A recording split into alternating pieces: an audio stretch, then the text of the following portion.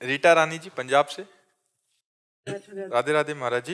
महाराज जी, तेरा किया मीठा लागे की स्थिति कैसे आए और कैसे आगे बढ़े इस मार्ग? जब तक अहंकार समर्पित नहीं होता तब तक ये बात नहीं आएगी। देहाभिमानी जीव कभी ऐसा नहीं सह सकता। जब अहंकार प्रभु के चरणों में समर्पित हो जाता है तो प्रभु का हर विधान अच्छा लगता है।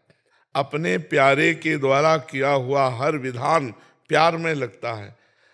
जब हमें प्रभु से अपनापन नहीं हुआ, देह से अपनापन है, तो हम भक्ति तो करेंगे पर हमारी लालसा रहेगी अनुकूलता की। हमारे अनुकूल विधान प्रभु का हुआ तो जय हो प्रभु की, और प्रतिकूल विधान हुआ तो श्रद्धा में कमी आ जाएगी। लेकिन अहंकार समर्पित हो गया तो जिनके शब्द हैं तेरा किया मीठा लगे ना, वो साक्षात प्रभुमय है। उनका रोम रोम वाहेगुरु है। हृदय से केवल वाहेगुरु का विधान स्वीकार है। वाहेगुरु परमेश्वर को कहते हैं, परमात्मा को कहते हैं, श्री कृष्ण को कहते हैं। तो जब वो श्री कृष्णाकार है, भगवदाकार है, तो ये देह उनकी पीड़ा हो रही है पर हृदय में उनके इतना महान सुख हो रहा है, तो उसी सुख का अनुभव कर रहे हैं कि तेरा किया मीठा लागे।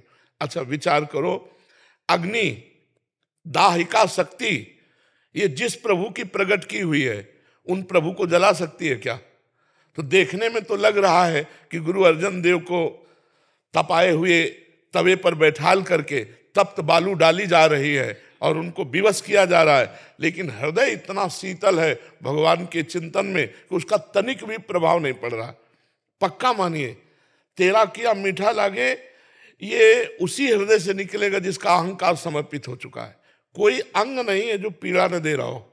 जैसे इस समय है, कोई अंग नहीं है जो पीड़ा न दे रहा हो। हर अंग हमें विवश कर रहा है लेटने के लिए, लेकिन हम उसको विवश कर रहे हैं भेंटने के लिए। सबसे भेंटो, सबसे मिलो, जब तक सेवा है तब तक कभी लेटना नहीं है। चलो अपने कार्य में लगो। अब ये हम, अगर हमें मीठा ना लगे तो हम तुम्हारे सामने बैठ नहीं सकते, हम तुम्हारे सामने उत्तर नहीं दे सकते, हम भगवत चर्चा नहीं कर सकते। हमें बहुत मीठा लग रहा है, हमें लग रहा है मेरी श्री जी ने बहुत कृपा की जो मेरी किडनी फेल की। ये उनकी कृपा है, हमें कृपा महसूस हो रही। आपको लग रहा होगा कि ये क्या भजन इनका कि अपनी किडनी के रोग में ये ग्रसित हैं, ये दूसरों का कष्ट क्या निवारेंगे। पक्का समझ लीजिए, ये एक मायाकृत नाटक है। हमें 100 में 100% दुख नहीं है, 100 में 100%। पक्का समझ लीजिए, हर समय एक ऐसा आनंद बना रहता है, वो आनंद न रुपया में है, न घर में है, न ब्रह्मा के पद में है, न कहीं है। उसी आनंद के बल से हम मस्त रहते हैं।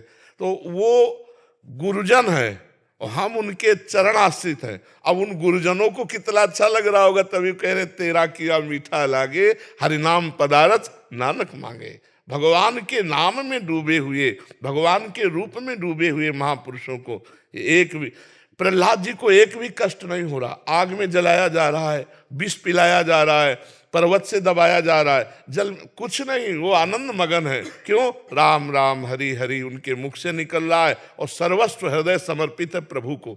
ये महिमा प्रभु को समर्पित होने पर ही होगी।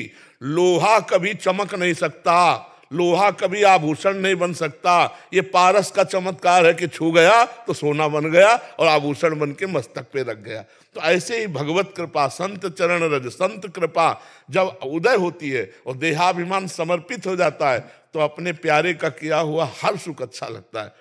अपने प्यारे से वो कह रहा है कि हर गम तुम्हारा मैं सहूंगा और कभी से शिकवा किसी से नहीं करूंगा। अब आप विचार करो, हम भगवान से प्यार करते हैं, हम मालिक से प्यार करते हैं और हम थोड़े थोड़े कष्टों में हम प्रभु से शिकायत करने लगे। अगर आपको दुख देने में सुख मिल रहा है तो मुझे कभी सुख मत दीजिए, हर कदम में दुख दीजिए। वो दुख ही हमारे लिए परम सुख होगा, क्योंकि मेरा प्यारा मुस्कुरा रहा है, मेरे प्यारे मुस्कुरा रहे इस बात को देखकर। इस बात से ये अहम समर्पित होने से होगा। जब तक अहंकार देहाभिमान समर्पित नहीं हुआ तब तक ऐसी बात नहीं आ सकती कि तेरा किया मीठा लगे।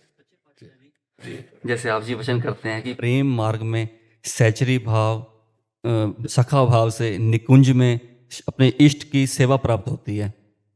सच्चे पातशाह महाराज जी 10 पातशाहियों ने श्री गुरु नानक देव जी से महाराज से लेकर श्री गुरु गोविंद सिंह जी महाराज जी ने हम सिखों की झोली में श्री गुरु ग्रंथ साहिब जी की बाणी डाली हुई है, सच्चे पातशाह महाराज जी। सच्चे भाई, मेरा छोटा सा मन में भाव है कि सच्चे पातशाह इस बाणी के सहारे से जो हमारे संत महापुरुष जी सचखंड श्री सचखंड साहिब में विराजमान हैं, उनकी सेवा प्राप्त हो पक्का सकती है। पक्का पक्का। गुरु घर की सेवा का बारे में भी आप क्या इससे भी और अधिक हम सच आपका दिया हुआ सब कुछ है प्रभु जी, सारा सब कुछ है प्रभु जी। मोक्ष की प्राप्ति नहीं चाहिए पातशाह जी, संत जनों की सेवा। हाँ, इतना आपको समझना है कि कहने को 10 गुरु हैं, वो एक ही परमेश्वर 10 गुरु रूप धारण करके आया। हमारी बात मानते हो ना आप? जी, अकाल पुरख। हाँ, और वही परमात्म तत्व स्वयं वाणी रूप बन करके गुरु ग्रंथ साहब के रूप में विराजमान है। यदि हम गुरु वाणी के अनुसार चलेंगे, गुरु वाणी की दास्ता स्वीकार करेंगे, तो हमें गुरु की प्रगट सेवा मिल जाएगी। जहाँ गुरु विराजमान, जैसे गुरु नानक साहब हैं, गुरु अर्जन देव जी हैं, तेग बहादुर सिंह जी गुरुदेव हैं, ये अंतर्ध्यान लीला की है, लेकिन ये है, हम उन्हीं के पास पहुंचेंगे। यदि हम गुरुवाणी का दासत्व स्वीकार करके उसके अनुसार चलें, तो जैसे हम गुरुवाणी में चंवर, ऐसे हम गुरुदेव की सेवा में पहुंच जाएंगे। पक्का गुरु साहब विराजमान हैं। हम आपको कह रहे 35 वर्ष पहले गंगा के किनारे जब हम साधन में तत्पर थे, तो सबसे पहले गुरु नानक साहब जी के हमें दर्शन गंगा किनारे हुए थे। एक पट्टी पड़ी हुई थी और उसमें पंजाबी अक्षरों से लिखा था या अरबी भाषा से लिखा था, मुझे ज्ञान नहीं, पर वो कुछ लिखा हुआ था, और परम प्रसन्न मुद्रा में गंगा। जबकि हमारा उस समय कहीं कोई परिचय नहीं था, और जब छवि देखी तब लगा रहे साहब तो हमें पहले दर्शन दे चुके थे। तो ये गुरु साहब विराजमान है। वो जिस जीव को अपनाना चाहते हैं वो अपनी शरण में ले लेते हैं, और उनकी आज्ञा का जो पालन करेगा वो सदा सदा के लिए उनके पास पहुंच जाएगा। इसमें कोई संशय नहीं। आप ये मत सोचिए कि अपने गुरुजनों के पास हम नहीं पहुंच पाएंगे या उनकी प्रगट सेवा नहीं मिलेगी। प्रकट शासन गुरुदेव का है, वही परमेश्वर है, वही परमात्मा है, वही अकाल पुरुष है। अपने पुत्र की माँ कभी मत छोड़ना सच्चे पातशाह महाराज जी, अपने पुत्र की माँ कभी मत छोड़ना। हम तो कभी भी छोड़ सकते हैं, आप हमारे पुत्र।